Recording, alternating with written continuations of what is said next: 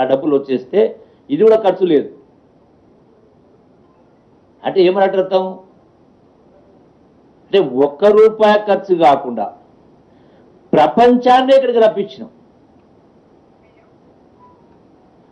₹1 కూడా ఖర్చు కాకుండా ప్రపంచాన్ని ఇక్కడికి రప్పించి ఇంత గొప్ప వేడుకను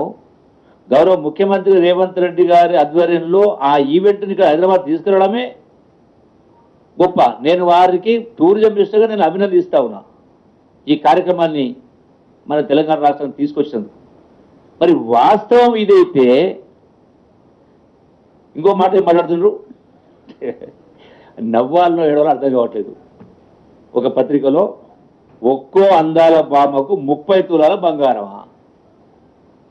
30 తులాలు కాదు కదా 3 గ్రాములను ఇచ్చిండ్రా అంటే ఎంత దుర్మార్గం అంటే పార్టీ అధ్యక్షులు కావచ్చు కేటీఆర్ కావచ్చు 6 ఫీట్ల ఆజానుభావుడు హరీష్ రావు కావచ్చు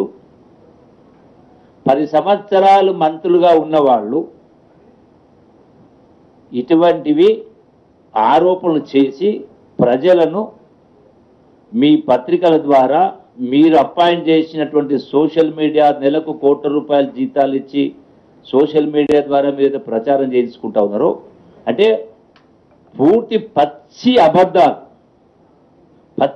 అబద్ధాలు మాట్లాడుతూ ప్రజలను తప్పుదోవ పట్టించేటువంటి పరిస్థితి తీసుకొచ్చిందంటే మీరెట్ట నాయకులు అవుతారయ్యా ఏ లెక్క ప్రకారం అంటే దీన్ని బట్టి నాకేమర్థమవుతుందంటే అంటే మళ్ళీ అది పోతే రాజకీయాలు జోలిపోవచ్చు కానీ అంటే 100% ఇక్కడ యాక్చువల్గా ఏదైతే అసెంబ్లీ సాక్షిగా ఇవి ఎంత నిజమో వీళ్ళు చెప్పినటువంటి 30 తులాల బంగారము 200 కోట్ల ఖర్చని ఎంత నిజమో అసెంబ్లీ సాక్షిగా హరీష్ రావు చెప్పింది కూడా బీఆర్ఎస్ ప్రభుత్వము 4 లక్షల కోట్లే అప్పు చేసింది 3,50,000 కూడా మిగతా చేయలేదనేటువంటి మాటలు మాట్లాడినో అది కూడా వాస్తవం 8 లక్షల కోట్లు అయితే మాట్లాడిన అంటే ఈ రెండింటిని కంపేర్ చేస్తే వీళ్ళు మాట్లాడిన మాటలు మొత్తం కూడా బోగస్ అనేది దీని ద్వారా మరొకసారి రుజువైంది ఆనాడు అసెంబ్లీ సాక్షి రుజువైంది ఈనాడు వీళ్ళు మాట్లాడిన దీని సాక్షి రుజువైంది